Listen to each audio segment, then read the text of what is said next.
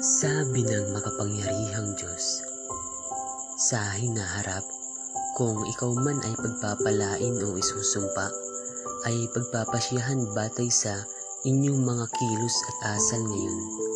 Kung kayo ay gagawing perpekto ng Diyos, iyon ay tiyak ngayon na. Sa panahong ito, hindi na magkakaroon ng iba pang pagkakataon sa hinaharap. Ngayon din, nais talaga kayong gawing perpekto ng Diyos, at ito ay hindi isang paraan ng pagsasalita.